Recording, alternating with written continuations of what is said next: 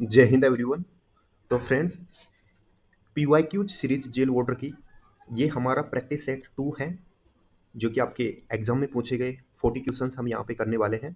Last जो first मैंने video बनाया था आपका फर्स्ट प्रैक्टिस सेट का पीवाईक्यूज का, काफ़ी ज़्यादा आप लोगों ने पसंद किया, बहुत अच्छा लगा ये देख के। तो कंटिन्यू करते हैं, धीरे धीरे मैं चीज़ों को सुधारने की कोशिश करूंगा और ज़्यादा अच्छा करने की कोशिश करूंगा ताकि आपके लिए अच्छे से समझ में आए, अच्छा सोर्स आपको मिले। ठीक है, तो सबसे पहले तो भाई टेलीग्राम ग्रुप का लिंक डिस्क्रिप्शन में है, वहाँ पे मैंने कल ही पीडीएफ बना के डाली है, कुछ ऐसे एंटोम्स नोम्स वन वर्ड सब्स्टिट्यूशंस और ये जो है आपके idiom phrases correctly spelled word, इन सब की एक पीडीएफ बना के मैंने डाली है। ठीक है, कहाँ पे? टेलीग्राम पे। तो वो पीडीएफ आपको कैसे हेल्प करेगी भाई? वो मोस्ट रिपीटेड वर्ड्स हैं जो मैंने डाले हैं ना, वो मोस्ट रिपीटेड है, कोई 15 बार कोई 20 बार ऐसे एग्जाम्स में पूछे जा चुके हैं। तो वो तो सबसे पहले आप पढ़ लो, रट लो, लर्न कर लो, जो भी है, क्योंकि वो ऐसे हैं कि जिसको कुछ भी नहीं आता ना वो केप का, भाई वो तो पढ़ लो तुम, हो सकता है 4 वो केप पूछे जाए एग्जाम में तो 2 से 3 तो उन्हीं में से आ जाए, मोस्ट रिपीटेटिव है। तो भाई वो सबसे पहले कवर करो, उसके बाद में भी अगर वो सब कवर कर लेते हो तो भाई फिर ब्लैक बुक खरीद लो आप, और ब्लैक बुक में जो भी है एंटोम्स नोम्स, सबसे पहले तो ईडियम फ्रेज करना, फिर वन वर्ड सब्स्टिट्यूशन, फिर जाना एंटोम्स नोम्स पे, क्योंकि एंटोम्स नोम्स तो मैंने जो पीडीएफ में डाले हैं वो भी काफ़ी है, बहुत अच्छे हैं वो, 250-300-400 के लगभग है। तो सबसे पहले ये कर लो, और ग्रामर के लिए एक डेडिकेटली एक वीडियो बना के, छोटी वीडियो बना के, जिसमें इंपॉर्टेंट जितने भी कंसेप्ट बनते हैं ग्रामर के वो मैं बता दूंगा। अभी नहीं, वो थोड़ा लेट बनाऊंगा, 5-10 दिन बाद। तो अभी तो आप ये प्रैक्टिस करते जाओ जो मैं करवा रहा हूँ। और आप लोगों को भाई अच्छी लग रही है क्लास, बहुत अच्छा लगता है आपकी कमेंट्स देख के। एक छोटी सी रिक्वेस्ट हो रहा है सभी भाइयों से कि आप जो भी आपके यार दोस्त हैं पढ़ने वाले जो कि तैयारी कर रहे हैं कम्पिटेटिव एग्जाम्स की, उनके साथ भाई ये इंग्लिश तो देखो सेम ही है ना, किसी भी एग्जाम में आप जाओगे, एसएससी में भी मिलेगी आपको, बैंकिंग में भी मिलेगी, डीएसएसबी में भी मिलेगी, डीडीए का एग्जाम आने वाला है वहाँ पे भी, हर मतलब जो भी आईबी के एग्जाम चल रहे हैं, तो उनके साथ आप शेयर कर दो ये वीडियो। ठीक है, शेयर करने से क्या होगा, उनको भी पता लगेगा, उनको भी अच्छा लगेगा पढ़ के, और अपना भी रीच बढ़ेगी। तो ठीक है, आई होप आप समझे होंगे। तो ये थोड़ी सी रिक्वेस्ट है कि आप वीडियो को शेयर कर दिया कीजिए। तो शुरू करते हैं, चलो आज का हमारा, ये हमारा सेट नंबर 2 है, और यहाँ पे हम करने वाले हैं 40 क्वेश्चंस आपके। क्वेश्चन नंबर 1 है आपका। तो देखो क्वेश्चन क्या है, सबसे पहले तो क्वेश्चन को समझेंगे। Improve the underline part of the sentence. Sentence का ये जो अंडरलाइन पार्ट है ना, इसको इम्प्रूव करना है। Choose no improvement as an answer if the sentence is grammatically correct. कहने का मतलब ये है कि ये सेंटेंस जरूरी नहीं है कि आपका इनकरेक्ट ही हो, जो ये अंडरलाइन जो सेंटेंस है, ये जो अंडरलाइन पार्ट है, जरूरी नहीं है गलती हो, ये सही भी हो सकता है। लेकिन अगर आपको गलत है तो भाई सही कर दो, इन ऑप्शंस में से कोई एक चूज कर लो। और यदि ऑलरेडी ये सही है जो दिया है तो फिर आपका आंसर होगा नो इम्प्रूवमेंट। ठीक है, तो समझते हैं क्वेश्चन में क्या दिया है और कैसे सोल्व करेंगे, देखते हैं। तो क्वेश्चन है आपका, थाउजेंड्स ऑफ सी बर्ड्स, यानी हजारों समुद्री पक्षी, नेसल्ड, देखो नेसल होता है घोंसला बनाना, ठीक है, इन द स्मॉल आयल, देखो इसको आयल बोलते हैं, ISLE। एक होता है आइलैंड, ISLAND, इसको भी देखो आइलैंड बोलते हैं ना, आइसलैंड नहीं बोलते। ऐसे ही इसको भी आयल बोलते हैं। तो दोनों का मतलब एक ही है, टापू को बोलते हैं आयल। ठीक है, तो ये बोल रहा है कि थाउजेंड्स ऑफ सी बर्ड्स, यानी जो हजारों पक्षी हैं समुद्री, वो नेसल घोंसला बनाते हैं कहाँ पे? स्मॉल आयल, यानी छोटे टापू पे, समुद्र में। भाई समुद्र के पक्षी हैं तो समुद्र में तो बैठेंगे नहीं, उड़ उड़ उड़ सकते हैं समुद्र के ऊपर, तो बैठने के लिए तो कहीं ना कहीं जगह चाहिए ना, टहनी चाहिए। तो वो जो टापू होते हैं ना छोटे, वहां पे वो घोंसला बनाते हैं। तो ये घोंसला बनाते हैं कहाँ पे? टापू पे। तो इन इन नहीं आएगा ना, टापू में थोड़ी बनाते हैं, टापू पर बनाते हैं। तो प्रीपोजिशन यहाँ पे आएगी ऑन। ठीक है, तो प्रीपोजिशन की यहाँ पे एरर थी, इसलिए ये इनकरेक्ट था। तो ऐसे आपको देखना होता है, यदि गलती है तो आप सही कर दो, गलती अगर आपको नहीं लगती कि ये तो ऑलरेडी सही है, तो फिर आप क्या करोगे? नो इम्प्रूवमेंट ऑप्शन चूज करोगे। ठीक है, देखते हैं। तो देखो इसी में एक इंपॉर्टेंट, ये जो जैसे आयल दिया है ना आपका, ऐसा ही एक वर्ड और है AISLE, AISLE, इसको भी आयल ही बोलते हैं। ठीक है, इसका मतलब क्या होता है? गलियारा। आयल का मतलब होता है गलियारा बोल लो, गैलरी बोल लो, कॉरिडोर बोल लो, तो उसके लिए यूज होता है। ठीक है, और वो आयल क्या है? टापू, जिसको आइलैंड भी बोलते हैं। तो जो चीज़ें रिलेटेड होंगी ना, जो एग्जाम में पूछी जाएंगी, कंफ्यूजिंग होगी, मैं तुरंत के तुरंत बता दूंगा। ठीक है, टेंशन ना लो। तो देखते हैं नेक्स्ट क्वेश्चन। तो देखो नेक्स्ट क्वेश्चन आपका फिल इन द ब्लैंक्स है। आपको appropriate fill in the blanks options में से चूज करनी है, और ये आपका phrase base fill in the blanks है। तो ये जितने भी PYQ सेट हुए थे आपके 2024 के एग्जाम में बॉर्डर के, वो मैंने डाल दिए हैं कहाँ पे, अपने टेलीग्राम चैनल पे, पिन कमेंट में है, आप वहाँ से ये डाउनलोड करके प्रैक्टिस कर सकते हो खुद से भी। तो वो टेलीग्राम की लिंक डिस्क्रिप्शन में है। क्वेश्चन है यहाँ पे आपका, सी इज ए गुड वीमेन, वो एक अच्छी महिला है, हु गोज, जो जाती है, dash her way to help others, दूसरों की मदद करने के लिए। तो देखो एक फ्रेज है, go out of one's way, go out of one's way एक फ्रेज है जिसका मतलब होता है काफी ज्यादा प्रयास करना किसी चीज को करने के लिए, ठीक है, अपनी तरफ से पूरा प्रयास करना।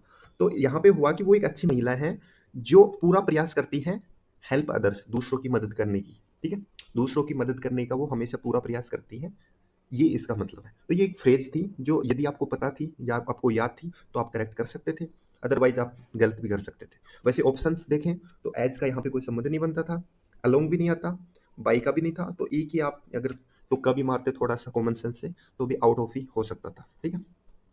नेक्स्ट क्वेश्चन आपका, ये आपका आर्टिकल से क्वेश्चन है, और आर्टिकल से क्या क्वेश्चन है, they live in, they live in a big house, वो एक बड़े मकान में रहते हैं, इन कंट्री, देश में, द कंट्री। देखो अब आप सोचोगे कि द आर्टिकल तो डेफिनेट होता है, तो कंट्री का नाम तो आया नहीं, तो आपने द कैसे लगा दिया। तो देखो यहाँ पे कंट्री का मतलब देश नहीं है, ठीक है, कंट्री के दो मतलब होते हैं, एक तो देश और एक होता है गांव देहात। गांव देहात को कंट्री साइड बोलते हैं ना, कंट्री साइड, ठीक है, कंट्री साइड भी बोलते हैं और कंट्री भी बोल देते हैं, ठीक है। तो इसका मतलब है कि ये बात कर रहा है, क्या बात कर रहा है कि they live in a big house, वो बड़े मकान में रहते हैं, इन द कंट्री यानी गांव में।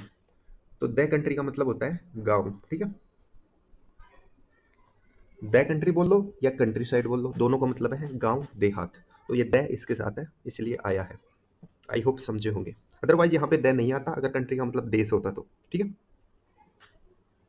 नेक्स्ट क्वेश्चन आपका ग्रामर के टॉपिक से क्वेश्चन है। ग्रामेटिकली आपको करेक्ट चूज करना है इन ऑप्शंस में से, और यदि सारे सही है, यदि ऑलरेडी सही है तो नो इम्प्रूवमेंट चूज करना है, ठीक है। तो भाई देखो क्वेश्चन क्या है आपका, the goals of community reforestation project and those of funders doesn't align always. तो देखो यहाँ पे सब्जेक्ट है दोज ऑफ, यानी उनका, दोज ऑफ फंडर्स, फंडर होते हैं मतलब जैसे किसी भी प्रोजेक्ट को कोई फंड करता है, पैसे देता है, तो जो फंड करने वाला है ना, फंडिंग करने वाला, उसको फंडर बोलते हैं, ठीक है। तो डजेंट देखो प्लूरल नाउन है फंडर्स, प्लूरल नाउन के लिए हम सिंगुलर वर्ब थोड़ी ना यूज करेंगे, बहुवचन के लिए हम बहुवचन ही तो यूज करेंगे ना वर्ब भी। तो डजेंट तो सिंगुलर के साथ आता है, डज, डू आता है आपका प्लूरल के साथ, तो यहाँ पे हो जाएगा डू नॉट अलाइन, ठीक है। तो सिंपल सी सब्जेक्ट देख के उसके अकॉर्डिंग वर्ब करनी थी, सब्जेक्ट वर्ब एग्रीमेंट का क्वेश्चन है, सिंपल है, ठीक है। नेक्स्ट क्वेश्चन आपका फिर से सेंटेंस इंप्रूवमेंट से क्वेश्चन है। क्या क्वेश्चन है कि द वाइंड गस्टेड, देखो वाइंड गस्ट होता है धूल का झोंका, ठीक है, गस्ट होता है धूल का झोंका, तो जो हवा का धूल का झोंका था, एंड ए स्पेक ऑफ डट, यानी स्पेक ऑफ डट होता है धूल के कण, एक धूल का कण ब्लू इनटू माय आई, मेरे आंखों में चला गया, ठीक है। तो ब्लू यानी बजाना भी होता है, BLOW, और हवा, हवा में उड़ना भी होता है इसका मतलब, और ये धूल का कण हवा से उड़ के आंख में चला गया, इसलिए यहाँ पे ब्लू इनटू माय आईज आया है, ठीक है। तो देखो ये बिल्कुल सही है ग्रामेटिकली, क्यों सही है, क्योंकि यहाँ पे पास्ट टेंस है, वाइंड गस्टेड, ठीक है, ए स्पेक ऑफ डट ब्लू इनटू माय आईज, मेरी आंखों में चला गया, तो पास्ट इंडेफिनेट में इसने बताया है BLOW, इसकी सेकंड फॉर्म है ये BLEW, और थर्ड BLOWN, ठीक है। तो ऑप्शन नंबर ए देखो, एन स्पेक वैसे ही गलत हो जाएगा भाई, आर्टिकल ही गलत यूज किया है इन्होंने, देख लो ना आप, आर्टिकल थोड़ी ना आएगा ये, एन कैसे आ जाएगा स्पेक के पहले, ए स्पेक आएगा। अब ऑप्शन नंबर सी में देख लो, द स्पेक कर दिया, अरे द दर्ट कर दिया इनटू माय आई, द लगा के स्पेसिफाई कर दिया, वो भी नहीं होगा। ए स्पैक, क्योंकि वो एक कण की बात कर रहे हैं कि एक धूल का कण मेरी आंखों में चला गया। ए स्पैक ठीक है। एंड डट, डट के साथ भी तो एन नहीं आएगा ना, डट के साथ भी तो पहली बात तो ए भी नहीं आएगा, एन भी नहीं आएगा, क्योंकि अनकाउंटेबल है। ठीक है, धूल। तो देखते हैं, धूल का कण काउंटेबल है, धूल अनकाउंटेबल है। ठीक है, तो देखते हैं नेक्स्ट क्वेश्चन। नेक्स्ट क्वेश्चन आपका सिनोम बताना है। सिनोम होता है पर्यायवाची। तो जितने भी मैंने टेलीग्राम पे डालते हैं वो कर लो सबसे पहले, उसके बाद आप ब्लैक बुक ले सकते हो और भी ज्यादा कर सकते हो। ठीक है, प्री वेरिकेट। देखो प्री वेरिकेट क्या होता है? प्री वेरिकेट का मतलब होता है छल कपट करना, धोखा देना। ठीक है, इसका करेक्ट सिनोम हो जाएगा डिसीव करना। डिसीव करने का मतलब भी होता है धोखा देना। ठीक है, ऑप्शन नंबर ए में है प्रिपेयर। प्रिपेयर का मतलब होता है तैयार होना, रेडी होना। पोंडर का मतलब होता है किसी चीज पे सोच विचार करना। इसके साथ हमेशा पोंडर के साथ जो फिक्स प्रीपोजिशन आती है ना, ओवर आती है। ठीक है, पोंडर ओवर, एक और है mull over, M U double L O V E R. इन दोनों का सेम ही मतलब है। पोंडर ओवर, मुल ओवर, दोनों का मतलब है किसी बात पे गहन सोच विचार करना। थिंक ओवर, मुल ओवर, पोंडर ओवर। ठीक है, ऑप्शन नंबर डी में है ट्रूथफुल, यानी कि सच्चाई। देखते हैं नेक्स्ट क्वेश्चन। नेक्स्ट क्वेश्चन आपका, in the following questions out of given four alternatives, यानी जो चार अल्टरनेटिव्स विकल्प दिए गए हैं, select the alternative which best express the meaning of the idiom phrase. ये जो इडियम फ्रेज आपको दी है यहाँ पे, इसका करेक्ट आपको मतलब बताना है ऑप्शंस में से। To turn up one's nose at, turn up one's nose at यानी अपना, इसको जैसे हिंदी में याद करें तो नाक चढ़ाना ऐसे बोल सकते हैं, यानी कि किसी को हीन भावना से देखना या फिर घृणा की नज़र से देखना। ठीक है, to turn up one's nose at, किसी की तरफ से अपना नाक चढ़ाना। ठीक है, टू रिगार्ड विद कंटेम्प्ट यानी किसको तिरस्कार की भावना से देखना। ये इसका करेक्ट आंसर हो जाए। इग्नोर करना नहीं होगा, तो इंटरफेयर करना भी नहीं होगा, मोलिफाई करना होता है रद्द करना, ये भी नहीं होगा। ठीक है, इंटरफेयर यानी दखलंदाजी देना। नेक्स्ट क्वेश्चन है, इंप्रूवमेंट का क्वेश्चन है, लेकिन क्वेश्चन में जो क्वेश्चन है आपका वो आर्टिकल एरर पे बेस है। ठीक है, तो क्वेश्चन क्या है, माई ग्रेट ग्रैंडफादर, ग्रैंडफादर होता है दादा, ग्रेट ग्रैंडफादर होते हैं परदादा। ठीक है, वाज बोर्न, जन्मे थे, ड्यूरिंग के दौरान, रीन, देखो आर ई आई जी एन, इसका मतलब होता है शासन, यानी किसी का शासन होना। तो देखो मैं जो भी वर्ड आपको बताता हूँ ना, और जो आपको नहीं आता, वो चाहे ग्रामर का हो चाहे वोकेब का हो, भाई तुरंत नोट कर लो, नोटबुक लेके साथ बैठा करो। ठीक है, पेपर पास करना है तो भाई इसी तरीके से पढ़ना होगा। ठीक है, जो चीज़ नहीं आती उसको नोट करो, रिवाइज करो, पढ़ो, जो आती है उसको रिवीजन करो। ठीक है, तो रीन होता है शासन ऑफ क्वीन विक्टोरिया, यानी क्वीन विक्टोरिया के शासन के टाइम इनके परदादा का जन्म हुआ था। ठीक है, तो देखो यहाँ पे आर्टिकल द इसलिए आएगा क्योंकि बात कर रहे हैं क्वीन विक्टोरिया के शासनकाल की, ऐसे ही रैंडम नहीं, स्पेसिफाई कर दिया ना, क्वीन विक्टोरिया के शासनकाल में उनके परदादा का जन्म हुआ। ठीक है, इस वजह से यहाँ पे द आर्टिकल आएगा, यहाँ पे नहीं दिया था द, तो ये इंप्रूवमेंट हो जाएगा। नेक्स्ट क्वेश्चन आपका फिल इन द ब्लैंक से क्वेश्चन है, Asia dash the largest continent on the earth. Asia है द लार्जेस्ट, सबसे बड़ा कॉन्टिनेंट, महाद्वीप, ऑन द अर्थ, पृथ्वी पर। आ जाएगा इज एशिया, सिंगुलर है, नाउन, सिंगुलर के लिए सिंगुलर वर्ब आ जाएगी, आर भी प्लूरल है भी प्लूरल है, वर्ब भी प्लूरल है। ऑप्शन एलिमिनेशन से तो बहुत ईजी हो गया था। नेक्स्ट आपका नेक्स्ट क्वेश्चन है, हाईलाइटेड ईडियम का मतलब बताना है, seizes every occasion to start a quarrel, यहाँ का। तो देखो इसका मतलब होता है कि झगड़ने के लिए ऐसी कोई बात पकड़ना, तो पिक ए फाइट, यानी लड़ाई झगड़े के लिए कोई बात पिक करना, सीज करना एवरी ओकेजन यानी मौका देखना। ठीक है, स्टार्ट ए क्वेरल यानी झगड़ा करने के लिए। ऑप्शन नंबर ए में दिया है ए bolt from the blue, idiom है, इसका मतलब होता है आकस्मिक विपत्ति, कोई आकस्मिक कोई प्रॉब्लम आ जाती है उसके लिए यूज करते हैं, bolt from the blue. Waiting in the wings, option number B में दिया है, इसका मतलब होता है किसी काम को करने के लिए रेडी रहना, तैयार रहना। ठीक, ऑप्शन नंबर डी में है a new lease of life.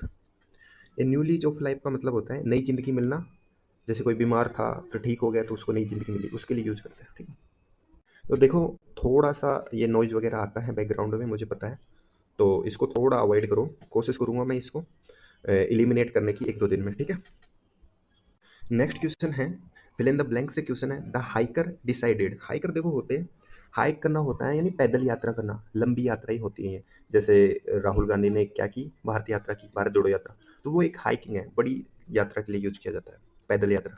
Decided, hiker ने डिसाइड किया to bare his soul by spending a week, एक हफ्ता गुजार कर इन द वाइल्डरनेस, वाइल्डरनेस होता है जंगल, ठीक है। तो हाइकर ने डिसाइड किया bare his soul, bare his soul का, बियर का मतलब एक तो होता है नंगा, ठीक है, barefoot, barefoot use करते हैं ना, यानी नंगे पाँव। तो बियर का मतलब एक तो होता है वो, एक होता है बियर का मतलब होता है किसी चीज को ओपन करना। तो बियर हिज सोल, अपनी अंतरात्मा को जगाने के लिए उसने बाई स्पेंडिंग ए वीक, एक हफ्ता वो गुजारना चाहता है कहाँ पे, जंगल में, ठीक है। तो ये डिसाइड किया हाइकर ने। तो यहाँ पे करेक्ट जो आंसर होगा आपका वो होगा बियर, बियर का मतलब ओपन करना भी होता है, ठीक है। और ऑप्शन नंबर ए में दिया है बियर, BER, बियर का मतलब होता है सहन करना। ऑप्शन नंबर बी में है बोर, BOR, बोर का मतलब होता है सुअर, सुअर को बोलते हैं, ठीक है। ऑप्शन नंबर सी में है बोर, BORE, ये होता है बोर, बोर हो जाना, बोर्डम हो जाना, ठीक है, किसी चीज़ से ऊब जाना। और एक और होता है बियर, BEER, ये पीने वाली जो बियर आती है ड्रिंक, उसके लिए यूज होता है बियर। तो ये होमोनेम्स है, सारों को याद कर लो, नोट कर लो, एग्जाम में आते हैं बार बार। नेक्स्ट ईडियम है आपकी, ईडियम का मतलब बताना है। Now that the other team has lost its star players due to injury, यानी कि अब जब अदर जो दूसरी टीम है उसने लॉस्ट खो दिए इट्स स्टार प्लेयर, इसके जो अच्छे खिलाड़ी हैं वो, ड्यू टू इंजरी, किसके कारण, चोट के कारण। वी रियली हैव, हम, हमारे पास है सच में, ए पोजीशन, स्थिति, advantage over, advantage over team, यानी हमारी टीम के पास एक एडवांटेज मिल गया क्योंकि सामने वाली जो टीम है उसके जो अच्छे खिलाड़ी हैं वो इंजर्ड हो गए। तो इस ईडियम के लिए, इस बात को बताने के लिए करेक्ट ईडियम कौन सी है, वो है आपकी हैव द अपर हैंड, यानी अपनी मजबूत, अपना पक्ष मजबूत होना, ठीक है, have the upper hand, advantage में होना। देखो ये वाला जो सेट था ना इंग्लिश का, काफ़ी अच्छा लेवल था भाई इसमें। मेरे को पूरी उम्मीद है इस वाले सेट में जो भी एग्जाम दिया होगा ना उसके 25 से 30 नंबर नॉर्मलाइजेशन में पक्का बढ़े होंगे, क्योंकि और समय इतने हार्ड क्वेश्चंस नहीं है, इसमें काफ़ी अच्छे क्वेश्चंस पूछे एग्जामिनर ने, ठीक है। तो ड्रो मत, हार्ड क्वेश्चन देख के भाई, नॉर्मलाइजेशन भी मिलता है उसी हिसाब से। आपका पेपर हार्ड आता है तो आपको नॉर्मलाइजेशन से बढ़ जाते हैं, ईजी आता है तो फिर आप कर ही लेते हो एग्जाम में, जरूरत ही नहीं है, ठीक है। यहाँ पे भी इंप्रूवमेंट का क्वेश्चन है, इंप्रूवमेंट का क्वेश्चन है, आपको करना है वियर, क्वेश्चन क्या है, वियर लेदर ग्लोव्स, यानी कि लेदर, चमड़े के, ग्लोव्स यानी दस्ताने, पहनो, वियर यानी पहनना, चमड़े के दस्ताने पहनो, वाहिल के दौरान, प्रून्ड द रोज बस, रोज बस होता है गुलाब की झाड़ियाँ, झाड़ियों को बताने के लिए यूज होता है। तो गुलाब की झाड़ियों को, प्रून का मतलब होता है देखो छटनी करना, जैसे पेड़ पौधों की छटनी नहीं करते हम, वैसे उसके लिए यूज होता है। तो व्हेन प्रूनिंग, जब तुम प्रून कर रहे हो, अ, उसकी गुलाब की झाड़ियों की छटनी कर रहे हो, तो क्या पहनो, चमड़े के ग्लोव्स, दस्ताने पहनो, उसके लिए है ये, ठीक है। तो ऑप्शन नंबर ए यहाँ पे करेक्ट आंसर है, ठीक है। देखो किसी डाउट में फिर भी अगर आपको कोई डाउट रह जाता है किसी भी क्वेश्चन में, और कोई भी कहीं पे कोई शंका रहती है, तो आप कमेंट में पूछ लेना, वहाँ पे जवाब दे दूंगा, ठीक है। वैसे मैं कोशिश करूंगा कोई डाउट रहे ना, फिर भी रह जाता है पूछ लेना। यहाँ पे आपको इम्प्रूवमेंट बताना है, यदि नहीं है तो फिर नो इम्प्रूवमेंट होगा आपका आंसर, ठीक है। I have filled feeders with seeds and nuts for I was a children, तो देखो पूरा सेंटेंस पढ़ने की भी जरूरत नहीं है, for I was a children, यहीं से आपका क्वेश्चन सोल्व हो सकता है। क्यों, जब मैं बच्चा था, तो बच्चा था तब से बात बता रहा है कि मैं ये फिल किया करता था सीड्स, बीज वगैरह बोता था। तो जब बात करते हैं हम कि मैं तब से ये काम कर रहा हूँ, 2010 से ये काम कर रहा हूँ, बचपन से कर रहा हूँ, जन्म से कर रहा हूँ, तो हम यूज करते हैं सिंस का, ठीक है, मतलब शुरुआत बताने के लिए सिंस का यूज करते हैं। फोर का यूज कब करते हैं, जब बात हम ड्यूरेशन में बताएं कि 10 घंटे से मैं ये काम कर रहा हूँ, 10 साल से ये काम कर रहा हूँ, 3 साल से प्रिपरेशन कर रहा हूँ, तो उसके लिए हम फोर का यूज करते हैं। तो यहाँ पे फोर गलत है, यहाँ पे वो since I was a children, जब मैं बच्चा था तब से ये काम कर रहा हूँ, ठीक है। और चाइल्ड के लिए आई वोज, आई के साथ वोज आएगा, ए चाइल्ड, ठीक है। देखो चाइल्ड होता है CHILD, इसका मतलब होता है बच्चा, सिंगुलर है ये, इसका प्लूरल बन जाता है आर्यन, चिल्ड्रन, चिल्ड्रन का मतलब होता है बच्चे, ये प्लूरल है, ठीक है। नेक्स्ट क्वेश्चन आपका, select the most appropriate option for the given blank, फिर फिल इन द ब्लैंक्स है। माई science teacher is my dash model. देखो बहुत बार सुना होगा आपने कि आपका रोल रोल मॉडल कौन है, ऐसे पूछते हैं ना लोग, जो जो सक्सेस हो जाता है उससे फिर पूछते हैं आपका रोल मॉडल कौन था। मतलब एक आदर्श जो हम लेके चलते हैं ना कि हाँ महात्मा गांधी जी मेरे आदर्श हैं, या फिर अब्दुल कलाम आज़ाद जी मेरे आदर्श हैं, ठीक है। ऐसे एपीजे अब्दुल कलाम सर, मतलब जो अच्छे लोग हैं जिनसे हमें कुछ सीखने को मिलता है तो वो आपके रोल मॉडल बन जाते हैं, आदर्श बन जाते हैं, ठीक है। आइडियल भी बोलते हैं। तो ऑप्शन नंबर बी होता है रोल। यहाँ पे इसी का मतलब है रोल मॉडल, ठीक है। एक होता है आइडियल, IDEAL, आइडियल। आइडियल और रोल मॉडल सेम ही चीज़ है, आदर्श, ठीक है। ऑप्शन नंबर ए में दिया है रोल, इसका मतलब होता है गोल बनाना, किसी चीज़ को गोल करना। रोप का मतलब रस्सी होती है, और रोप का मतलब रोप करना यानी कि डकैती डालना, ठीक है। तो देखते हैं नेक्स्ट क्वेश्चन। फिर से फिल इन द ब्लैंक्स का क्वेश्चन है। This time important, this important juncture, juncture होता है किसी टाइम स्पेंड को बताने के लिए यूज करते हैं, यानी एक समय को बताने के लिए यूज करते हैं कि इस टाइम पे, ठीक है, juncture. We spoke to several experts, हमने बात की टू सेवरल एक्सपर्ट्स, बहुत सारे विशेषज्ञों से, फ्रॉम डिफरेंट फील्ड, जो अलग अलग क्षेत्रों से आते थे, ठीक है। तो यहाँ पे आपका हो जाएगा simply at, at the important juncture, at this important juncture, इस महत्वपूर्ण समय पर, ठीक है, हमने बहुत सारे विशेषज्ञों से बात की जो अलग अलग क्षेत्रों से जुड़े थे। तो एट आ जाएगा, ठीक है। टू, इन और ओन, ओन फिर भी हो सकता था, बाकी टू और इन तो यहाँ पे कोई सेंस भी नहीं देता। बाकी ओन भी यहाँ पे नहीं होगा क्योंकि हम किसी स्पेशल पॉइंट को बताने के लिए एट का यूज करते हैं, ठीक है। जैसे जगह को बताने के लिए यूज करते हैं, वैसे ही टाइम को बताने के लिए भी एट का यूज करते हैं, ठीक है। नेक्स्ट आपका ईडीएम का क्वेश्चन है। ईडीएम आपको बतानी है to run the gauntlet. To run the gauntlet का मतलब, देख गॉन्टलेट क्या होता है, गॉन्टलेट होता है लोहे के दस्ताने। ग्लोव्स तो होते हैं आपके कपड़े के, ठीक है, लेकिन लोहे के अगर आपको दस्ताने पहना दिए जाए तो आपके लिए कितनी बड़ी प्रॉब्लम हो जाएगी ना। तो इसका मतलब होता है टू अंडरगो सीवियर क्रिटिसिज्म और अटैक, यानी आपको बहुत ज़्यादा आपके ऊपर क्रिटिसिज्म हो रहा है, आपकी उपेक्षा की जा रही है, ठीक है, या फिर आप पे अटैक हो रहा है, तो उस सेंस में यूज करते हैं टू रन द गॉन्टलेट, ठीक है।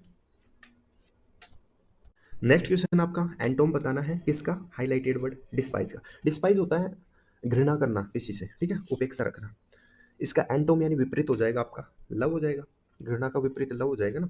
किसी से या तो आप नफरत करोगे या प्यार करोगे, मतलब हो सकता है बीच वाला मामला भी इंडिफरेंट, उदासीन रहो आप। कहने का मतलब ये है इसका एंटोम तो यही होगा लव, ठीक है। डेवलप का मतलब होता है विकास, विकसित, डेवलप्ड। आइडोलाइज, आइडोलाइज होता है किसी चीज को मूर्ति रूप दे देना, आइडल, IDOL।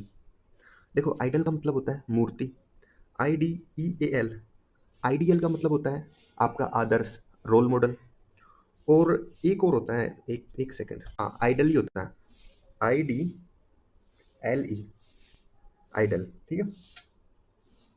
IDLE का मतलब होता है सुस्त, यानी जो सुस्त है, आलसी है, उसको बताने के लिए यूज करते हैं आइडल, ठीक है।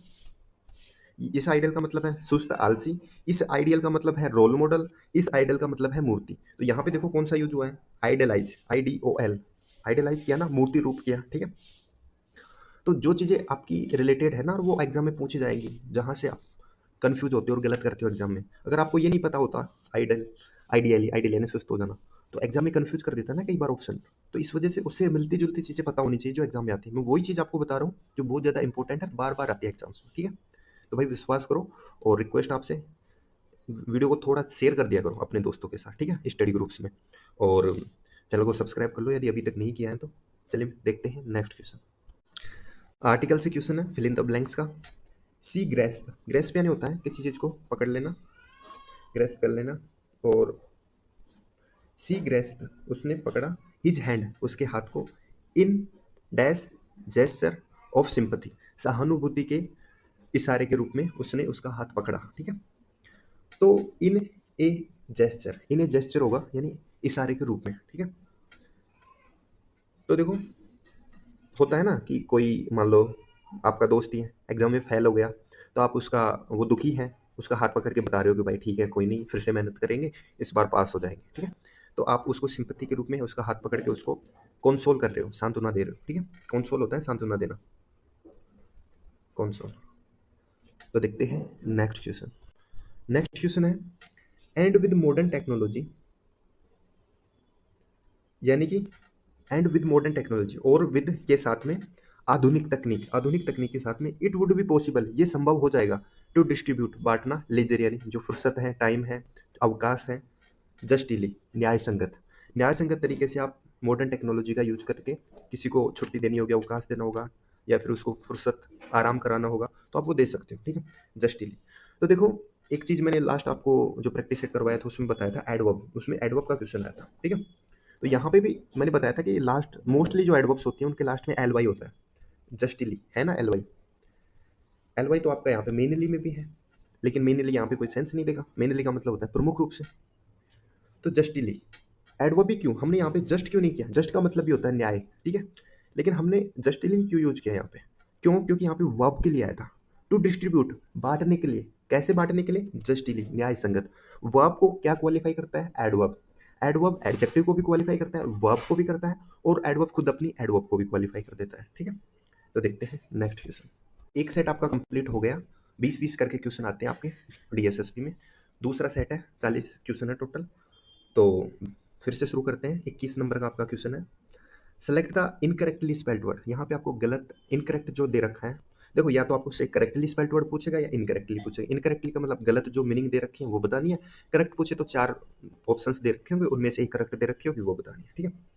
तो ए नोक, नोक यानी होता है खटखटाना, एट द डोर दरवाजा, दरवाजे पे खटखटाना, इंटरप्ट, इंटरप्ट होता है किसी को डिस्टर्ब करना, हिम, यानी ए नोक एट द डोर, एक खटखटाना दरवाजे पे, उसे इंटरप्ट किया, डिस्टर्ब किया, एंड हिज फेस, और उसका चेहरा, रिज्यूम बना रहा, इट्स एमिएबल, एमिएबल होता है मिलनसार दोस्ताना, एक्सप्रेशन, उसके हाव भाव जो थे फिर भी वो उसके हाव भाव दोस्ताना बने रहे, हमने डिस्टर्ब किया नोक करके लेकिन उसके हाव भाव दोस्ताना बने रहे। तो देखो एक्सप्रेशन की स्पेलिंग यहाँ पे गलत दे रखी है, एक्सप्रेशन होता है EXPRE SSION, एक्सप्रेशन, जो कि ऑप्शन नंबर आपको डी में दिया भी है, ठीक है।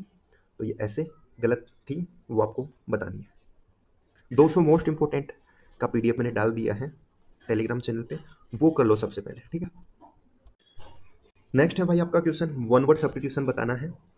वन, स्ट्रांगली इंक्लाइन, कोई ऐसा व्यक्ति जो स्ट्रांगली मजबूती से इंक्लाइन झुका हुआ है, टू इंडल्ज लिप्त होने में, इन समथिंग किसी चीज में, रिपीटेडली, रिपीटेडली होता है बार बार, यानी बार बार किसी चीज में लिप्त हो जाता है, स्ट्रांगली झुका हुआ है किसी चीज की तरफ कि वो बार बार करता है, उसको बोलते हैं भाई एडिक्ट। होता है ना, कोई शराब का एडिक्ट है, कोई सिगरेट का एडिक्ट है, कोई किसी चीज का एडिक्ट है, तो एडिक्ट को बताने के लिए यूज करते हैं जो आदी होता है, व्यसनी होता है, ठीक है। ऑप्शन नंबर ए में दिया है क्रिमिनल, क्रिमिनल का मतलब बताइए, अपराधी। ऑप्शन नंबर बी में है एपियरी, काफी इंपॉर्टेंट वर्ड है, एपियरी का मतलब होता है ए प्लेस फॉर बीज, बी होती है ना मधुमक्खी, बी मधुमक्खी, उनके लिए जो जगह होती है ना उसको बोलते हैं एपियरी, इंपॉर्टेंट है। इसी के साथ साथ एक और वर्ड है एवियरी, एवियरी पक्षी साल बोलते हैं, एवियरी का मतलब होता है ए प्लेस फॉर बर्ड्स, पक्षियों के लिए जगह होते हैं उसको एवियरी बोलते हैं, और जो आपका बीज यानी मधुमक्खियों के लिए जो जगह होती है उसको एपियरी बोलते हैं, ठीक है। तो इंपॉर्टेंट थे, जो भी इंपॉर्टेंट चीज़ आएगी एग्जाम में आपको परेशान करेगी वो मैं पहले ही बता दूंगा, उसके लिए आपको छोड़ूंगा नहीं कि एग्जाम में जाके आप कंफ्यूज हो। गैम्बलर होता है भाई, जुआरी को बोलते हैं, हिंदी में जुआरी बोल सकते हैं, गैम्बलर जो गैम्बलिंग करता है, ठीक है। देखते हैं नेक्स्ट। नेक्स्ट फिर से वन वर्ड सब्स्टिट्यूशन का क्वेश्चन है, a person who presents A radio और टेलीविजन प्रोग्राम, एक ऐसा व्यक्ति जो रेडियो पे या टेलीग्राम पे प्रोग्राम प्रेजेंट करता है, प्रोग्राम दिखाता है, आते हैं ना जैसे न्यूज एंकर वगैरह होते हैं, तो उसको एंकर बोलते हैं, ठीक है, जो आपको प्रोग्राम प्रस्तुत करता है आपके लिए। सैमरिटन होता है एक ऐसा व्यक्ति जो हेल्पफुल है, काइंड हार्टेड है, ठीक है, अच्छा है, गुड हेल्पफुल व्यक्ति को बताने के लिए यूज करते हैं सैमरिटन। ब्रोथेल होता है, देखो ब्रोथेल वेश्यालय को बोलते हैं, ऐसी जगह जहाँ पे प्रोस्टिट्यूट्स रहती है, ठीक है। योमैन, योमैन होता है नॉर्मल व्यक्ति के लिए यूज करते हैं, किसान वगैरह के लिए, ठीक है, योमैन। देखते हैं नेक्स्ट क्वेश्चन।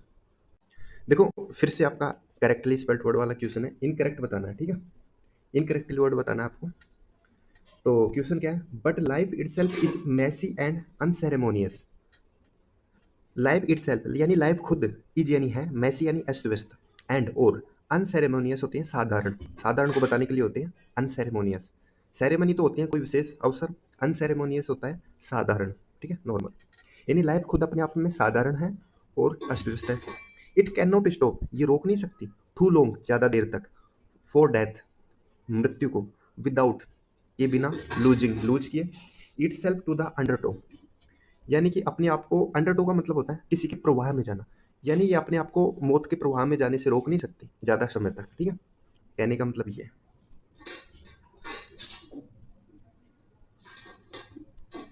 तो देखो, अंडरटो की जो स्पेलिंग है ना वो यहाँ पे गलत दे रखी है। अंडरटो ऐसे होता है, ऐसे नहीं, मतलब इसमें ई नहीं आता, ठीक है। UNDERTOW, बस इतना ही होता है। अंडरटो का मतलब होता है प्रवाह, है किसी के प्रवाह में जाना, ठीक है। तो ठीक है, मैसी का मतलब होता ही है अस्त व्यस्त। देखते हैं नेक्स्ट क्वेश्चन। नेक्स्ट क्वेश्चन आपका PQRS के क्वेश्चन को मैंने स्किप कर दिया है अभी कुछ, उसके लिए मैं एक दो सेट्स में स्किप करूंगा, उसके बाद मैं आपको कराना मैं शुरू करूंगा, ठीक है। Choose the most appropriate synonym of the underline word. Appropriate synonym बताना है आपको, पर्यायवाची बताना है। एक्स्ट्रावेगेंट प्रेज, एक्स्ट्रावेगेंट प्रेज, देखो एक्स्ट्रावेगेंट का मतलब होता है अत्यधिक, यानी एक्स्ट्रावेगेंट तो वैसे खर्चीले के लिए यूज होता है, जो बहुत ज़्यादा खर्चीला व्यक्ति हो उसके लिए, यानी एक्सेसिव की बात कर रहा है यहाँ पे, बहुत ज़्यादा की, तो हो जाएगा ऑप्शन नंबर 1 करेक्ट आंसर। हिलोक होता है छोटी पहाड़ी, छोटी पहाड़ी को बताने के लिए यूज करते हैं हिलोक, ठीक है। और रिजर्व होता है संरक्षित कोई चीज। डायस्पोरा, डायस्पोरा होता है किसी चीज का प्रसार, फैलाव, स्प्रेड करना किसी चीज को, ठीक है, डायस्पोरा।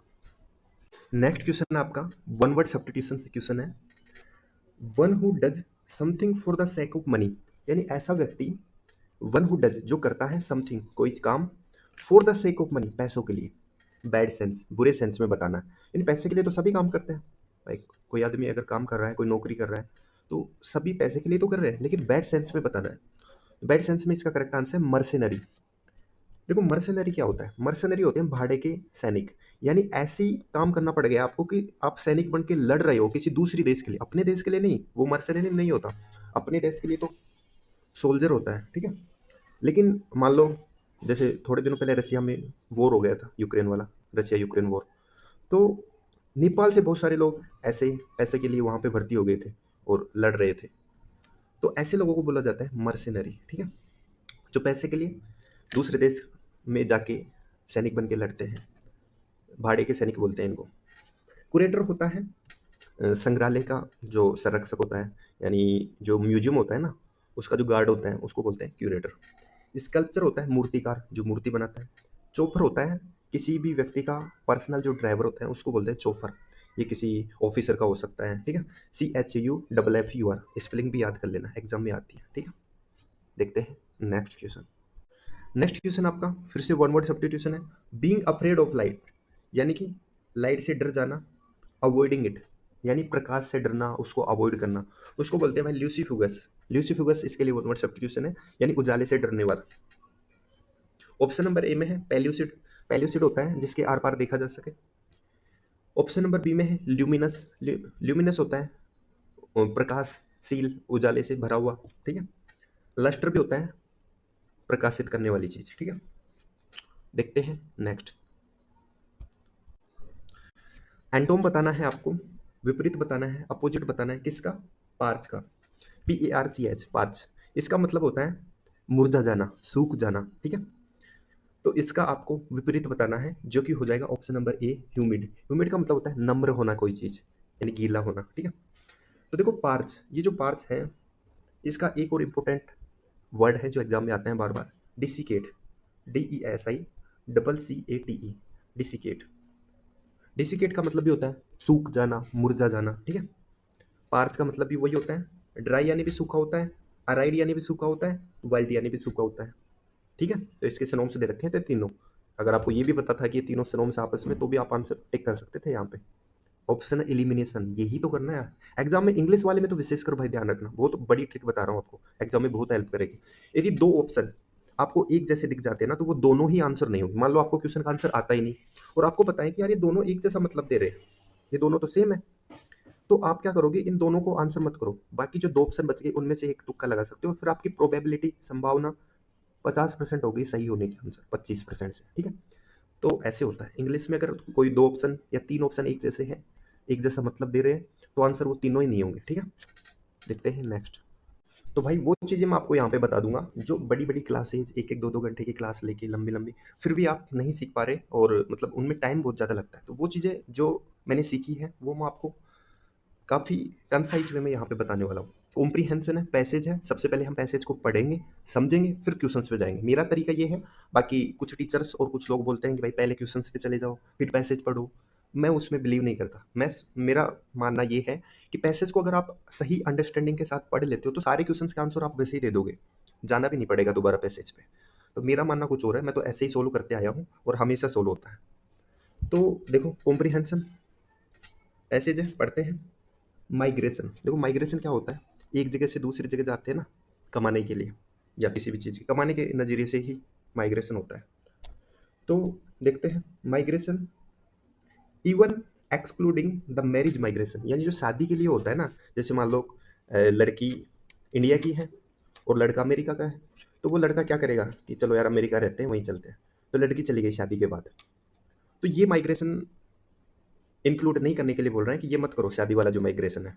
आप जो नॉर्मल जो जॉब वॉब के लिए जाते हैं लोग, उस माइग्रेशन की बात कर रहे हैं, यानी प्रवास अफेक्ट प्रभावित करता है द स्टेटस ऑफ वीमेन, महिलाओं के स्टेटस को प्रभावित करता है इनडायरेक्टली, यानी कि और डायरेक्टली और इनडायरेक्टली, यानी सीधे तरीके से और घुमा फिरा के इनडायरेक्ट तरीके से ये क्या करता है, अफेक्ट करता है माइग्रेशन महिलाओं के स्टेटस को। इन द रूरल एरियाज, यानी जो ग्रामीण इलाके हैं, male selective out migration leaving their wives behind puts extra physical as well mental pressure on the women. बोल रहा है कि जो एक सेकंड, कि जो ग्रामीण इलाकों में जो माइग्रेशन है, ऐसे होता है ना ग्रामीण इलाकों में कि हस्बैंड कमाने के लिए चला जाता है बाहर और वाइफ वहीं पे रहती है, ठीक है। मेल सेलेक्टिव आउट माइग्रेशन, ये जो मेल है, जो पुरुष प्रधान जो माइग्रेशन है, वो जो चले जाते हैं लेफ्ट बिहाइंड, जो अपनी वाइफ जो अपनी पत्नियों को पीछे छोड़ देते हैं, तो ये क्या करता है, puts extra physical as well as mental pressure, ये फिजिकल शारीरिक और मेंटल मानसिक प्रेशर क्रिएट करता है किन पे, विमेन पे, महिलाओं पे, क्योंकि वो अकेले घर पे सारा काम उन्हें संभालना है घर का, तो ये एक्स्ट्रा उनके ऊपर फिजिकल और मेंटल प्रेशर क्रिएट करता है, ठीक है। Migration of women either for education और एम्प्लॉयमेंट, एदर के साथ में और आता है, ठीक है, इधर और। तो माइग्रेशन विमेन का माइग्रेशन कमाने के लिए हो, एम्प्लॉयमेंट के लिए हो, या फिर एजुकेशन के लिए हो, एनहेंसेज बढ़ाता है देयर ऑटोनॉमी, ऑटोनॉमी होती है स्वायत्ता, अपने आप कुछ करने की स्वतंत्रता, उसको बोलते हैं ऑटोनॉमी। ये ऑटोनॉमी को बढ़ाता है, यानी जो महिलाएं पढ़ने के लिए जाती हैं, जॉब के लिए जाती हैं, ये उनकी स्वतंत्रता को बढ़ाता है। And role in the economy, और इकोनॉमी में अर्थव्यवस्था में उनके रोल को भी बढ़ाता है, क्योंकि वो कमाएंगे तो अर्थव्यवस्था बढ़ेगी। बट लेकिन ऑल्सो इंक्रीजेज, लेकिन ये और बढ़ा देता है, लेकिन ये बढ़ा देता है क्या, डियर वल्नरेबिलिटी, वल्नरेबिलिटी होती है यानी कि किसी चीज़ की कमजोरी, जैसे मान लो महिलाओं की कमजोरी क्या है, कमजोरी मैं नहीं बता रहा, मतलब होता है कि लेट नाइट नहीं जाना, यहाँ पे नहीं जाना, वहाँ पे, मतलब उनके लिए जो प्रॉब्लम्स क्रिएट होती हैं सोसाइटी में, उसकी उसमें बातें कर रहा है कि उनकी वल्नरेबिलिटी को बढ़ा देता है। वो जॉब करेंगे, बाहर रहेंगे अकेली, तो उनको काफ़ी चीज़ें अकेले मैनेज करना पड़ेगा, तो वो उनकी वल्नरेबिलिटी जो उनकी कमजोरियाँ हैं उसको बढ़ा देता है, ठीक है। इफ रिमिटेंसेज, रिमिटेंस होता है जैसे कोई विदेश में जाके कमाता है और वो घर पे पैसा भेज रहा है, उसको रिमिटेंस बोलते हैं, ठीक है। If remittances are the major benefit, यानी जो मुख्य जो बेनिफिट है, फायदा है ऑफ माइग्रेशन प्रवास का, from the point of view of the source region, यानी जो सोर्स रीजन है ना, जहाँ से लोग उठ के जा रहे हैं काम के लिए कहीं और, उनके लिए तो सबसे बड़ा फायदा क्या है माइग्रेशन का, कि उनके पास भाई रिमिटेंस आ रहा है, पैसा आ रहा है, और रिमिटेंस पे टैक्स भी नहीं लेती गवर्नमेंट, ठीक है। तो ये उनके लिए फायदा है। फिर आगे बोलता है the loss of human resources particularly highly skilled people is the most serious cost, यानी ये फायदा तो है उन लोगों के लिए जो विदेश में जाके काम कर रहे हैं, पैसा भेज रहे हैं घर पे, ठीक है, पैसा आ रहा है, अर्थव्यवस्था में आ रहा है, उनके लिए फायदा है। लेकिन ये लॉस भी है, क्या है, ह्यूमन रिसोर्स, मानव संसाधनों का, क्योंकि भाई हमारा एक व्यक्ति यहाँ जो काम कर सकता था, अर्थव्यवस्था बढ़ा सकता था, वो बाहर जाके काम कर रहा है, ठीक है। तो हमारा ह्यूमन रिसोर्स यानी मानव संसाधन कमजोर हो गया ना, पर्टिकुलरली विशेष रूप से हाईली स्किल्ड, जो उच्च स्तर पर स्किल्ड हैं, कुशल हैं, पीपुल लोग जो उच्च स्तर पर कुशल हैं, ऐसे लोगों के लिए is the most serious cost, ये सबसे बड़ी कॉस्ट है हमारे लिए, जहाँ से लोग उठ के जा रहे हैं कहीं और कमाने के लिए, और अगर वो हाईली स्किल्ड है, उच्च स्तर पर वो कुशल है काम करने में, तो ये हमारे लिए लॉस है। ठीक है, आई होप आपको समझ में आ रहा होगा पैसेज। आगे देखते हैं। The market for advanced skills has become truly a global market, and the most dynamic industrial economic are admitting and recruiting significant proportions of the highly trained professionals from the poor region। ठीक है, तो क्या बोलता है वो देखो, बोल रहे हैं कि the market for advanced skills, यानी जो बाजार है एडवांस्ड, यानी जो एडवांस स्तर की, विकसित स्तर की स्किल्स हैं, उच्च स्तर की जो स्किल्स हैं, कुशलताएं हैं, हैज बिकम ट्रूली एक ग्लोबल मार्केट, यानी जो उच्च स्तर की जो स्किल्स हैं उनके लिए जो मार्केट है ना, वो एक ग्लोबल मार्केट बन गया है। यानी जिनको अच्छी स्किल्स आती है उनके लिए तो ये ग्लोबल मार्केट है, यानी कहीं से भी लोग उठा लो, जिनको अच्छा काम आता है उनको बुला लो, उनको पैसे दो, अच्छी सैलरी दो, तो उनके लिए तो अच्छा मार्केट है। And the most dynamic industrial, और जो मोस्ट यानी अधिकतम जो डायनेमिक गतिशील इंडस्ट्रियल औद्योगिक इकोनॉमीज जो अर्थव्यवस्थाएं हैं, आर एडमिटिंग वो स्वीकार कर रही हैं, एंड रिक्रूटिंग और भर्ती कर रही हैं, सिग्निफिकेंट महत्वपूर्ण प्रोपोर्शंस अनुपात में, ऑफ द हाईली ट्रेंड जो हाईली ट्रेन है, हाईली जो प्रशिक्षित है, प्रोफेशनल्स पेशेवर, ऐसे पेशेवर जो हाईली स्किल्ड हैं, उच्च स्तर पे कुशल हैं, उनको वो जो कंपनियां हैं वो हायर कर रही है, रिक्रूट कर रही है, उनको एक्सेप्ट कर रही है। ठीक है, फ्रॉम पुअर रीजन, कहाँ से, गरीब जगहों से। जैसे गरीब बोलना नहीं चाहिए, बट जैसे इंडिया है भाई, गरीब देश है, सभी को पता है। गरीब वैसे नहीं है मतलब, और जैसे विकसित देशों की नज़र से देखें तो हम विकसित नहीं है, डेवलप्ड नहीं है, हम डेवलपिंग है। ठीक है, तो डेवलप्ड कंट्री क्या करते हैं, हमारे यहाँ से जो अच्छे लोग हैं, जो अच्छे स्किल्स हैं उनके पास, उनको ले जाते हैं, अपनी कंपनी में काम करवाते हैं, अपने अपने देश को विकास करते हैं। तो भाई गरीब आदमी जाएगा, उसको ज़्यादा पैसा मिल गया। इंडिया में उसी काम के लिए 100 रुपये मिल रहे थे, अमेरिका में उसी काम के लिए आपको 1000 रुपये मिल रहे हैं, क्यों नहीं जाएगा वो? भाई वो तो करेगा, उसने स्किल सीखी है। ठीक है, कॉन्सिक्वेंटली परिणामतः द एग्जिस्टिंग अंडर डेवलपमेंट, जो एग्जिस्टिंग यानी जो वर्तमान में है, अंडर डेवलपमेंट यानी जो डेवलपमेंट के अंडर में है, अभी डेवलप हुई नहीं है, इज द सोर्स रीजन, जो सोर्स रीजन है जहां से लोग उठ के जाते हैं काम करने के लिए, गेट्स री इन्फोर्स, ये बढ़ रहा है भाई। अंडर डेवलपमेंट तो वो ऑलरेडी है, वो और ज़्यादा अंडर डेवलप होती जा रही है। इनफोर्स, री इन्फोर्स यानी तेज हो जाना, इंक्रीज हो जाना। ठीक है, तो ये रिमिटेंस और जो माइग्रेशन है उस पर बात की गई है टोटल पैसेज में, कि लोग ऐसे विमेंस के लिए ये प्रॉब्लम क्रिएट करता है, और मेल ज़्यादा जाते हैं, उसकी वजह से विमेंस को जो पीछे रह जाते हैं उनको भी समस्या आती है, और जो हाईली स्किल्ड लोग हैं उनको ये बड़ी बड़ी जो ग्लोबल कंपनीज हैं वो हायर कर लेती है, रिक्रूट कर लेती है, और ये सोर्स जो रीजन है जहाँ से वो जा रहे हैं उनके लिए एक नुकसान है। ठीक है, तो ये पूरा पैसेज था, आई होप आपको समझ में आया होगा। अब इसके क्वेश्चंस देख लेते हैं। देखो अब हमने पैसेज समझ लिया, पढ़ लिया, एग्जाम में ऐसे थोड़ी करना है, एग्जाम में तो हम जल्दी जल्दी पढ़ते हैं, लेकिन तरीका यही होना चाहिए समझने का। उसके बाद अब क्वेश्चन पे आओ, अब आपको देखना भी नहीं पड़ेगा पैसेज। ठीक है, तो क्वेश्चन क्या है, इफ रिमिटेंसेज, यदि, प्रेषण बोलते हैं रिमिटेंस को, प्रेषण हिंदी में प्रेषण, तो रहने दो हिंदी, आप इंग्लिश ही देखते हैं। ठीक है, तो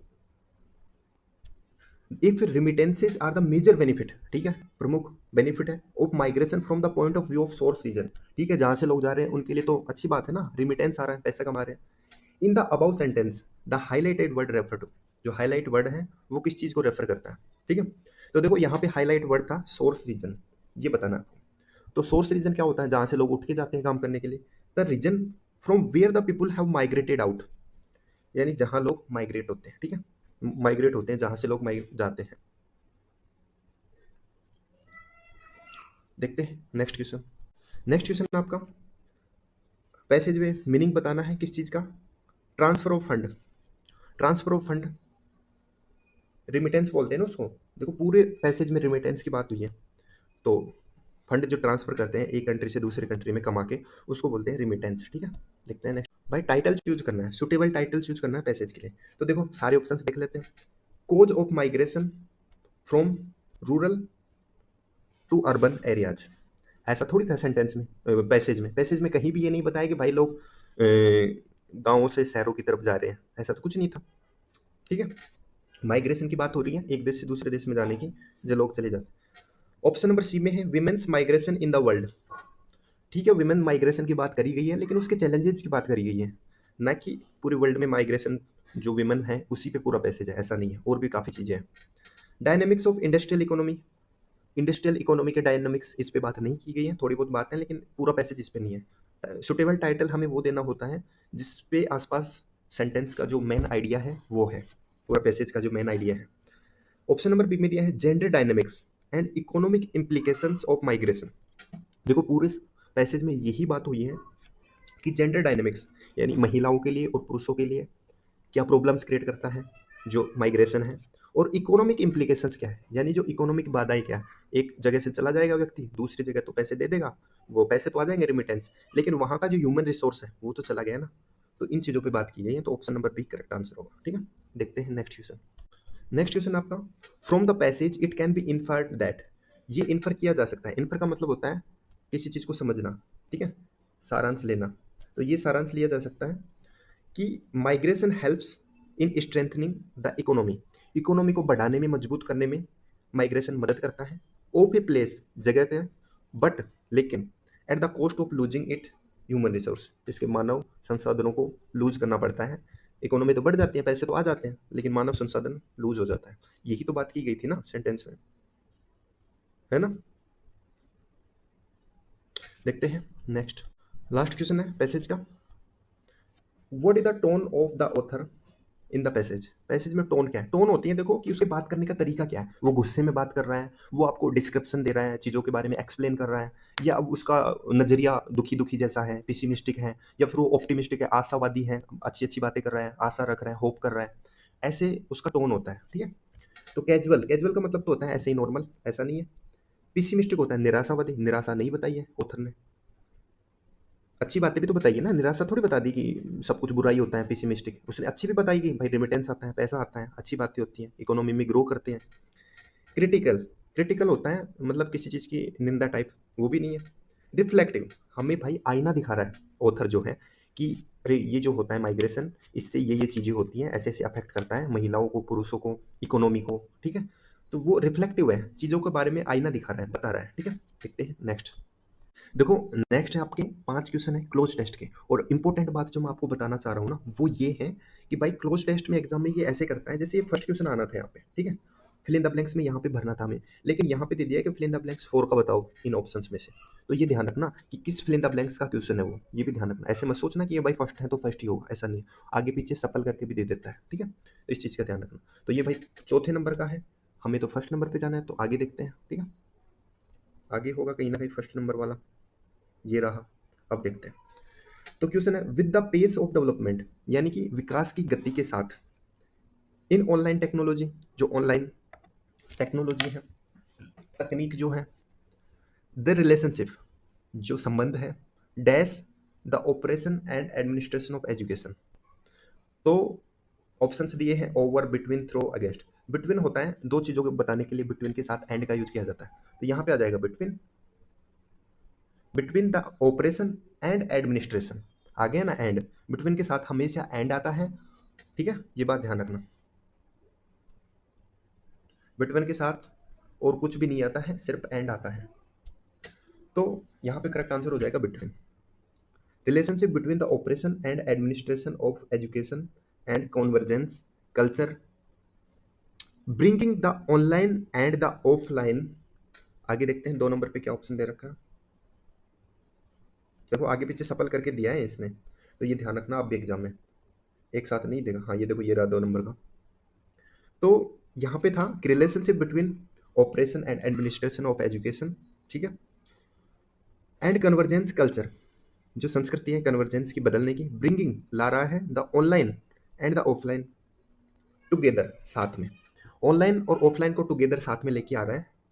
ठीक है, जो हमारा रिलेशनशिप है किसके साथ में, ऑपरेशन एंड एडमिनिस्ट्रेशन, जो प्रशासन और ऑपरेशन के साथ में, ये क्या कर रहा है, ऑफलाइन और ऑनलाइन चीज़ों को साथ लेके आ रहा है, टेक्नोलॉजी का जो डेवलपमेंट है, विकास है। ठीक है, इन एवर, आगे देखते हैं 3 नंबर पे क्या है। इन एवर,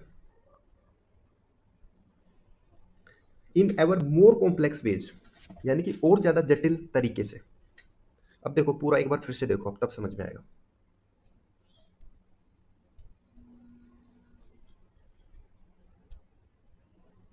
ये बोलता है कि with the pace of developments and online technology, यानी कि जो विकास हो रहा है और जो ऑनलाइन टेक्नोलॉजी है, द रिलेशनशिप जो संबंध है बिटवीन के साथ में, द ऑपरेशन एंड एडमिनिस्ट्रेशन, जो ऑपरेशन है कार्यान्वयन है, और जो एडमिनिस्ट्रेशन है, और एडमिनिस्ट्रेशन यानी प्रशासन है, ऑफ एजुकेशन, एजुकेशन शिक्षा का, एंड कन्वर्जेंस, और जो बदलने का है कल्चर, कल्चर को ब्रिंगिंग लेके आ रहा है, the online and offline together, साथ में ऑनलाइन एंड ऑफलाइन को साथ में लेके आ रहा है, in ever more complex ways, और ज्यादा जटिल तरीके से, वेज रास्ता है, मोर का यूज करेंगे, ठीक है, एक रास्ता दो रास्ता गिन सकते हैं, मोर आता है आपका काउंटेबल के लिए, मच आता है अनकाउंटेबल के लिए, ठीक है। तो देखते हैं नेक्स्ट 4 नंबर पे क्या आएगा। तो 4 नंबर पे देखो, मोर कॉम्प्लेक्स वे में लेके आ रहे हैं, एंड द इंक्रीजिंग, और बढ़ता हुआ sophistication of the use made of technology, it is imperative, ये अनिवार्य है, दैट की स्कूल्स, विद्यालयों को, कीप अब्रेस्ट ऑफ, देखो ये फ्रेज है कीप अब्रेस्ट ऑफ, इसका मतलब होता है किसी चीज के बारे में लेटेस्ट जानकारी रखना, of current thinking. Option number 5 में देखते हैं क्या है, ऑफ करंट थिंकिंग,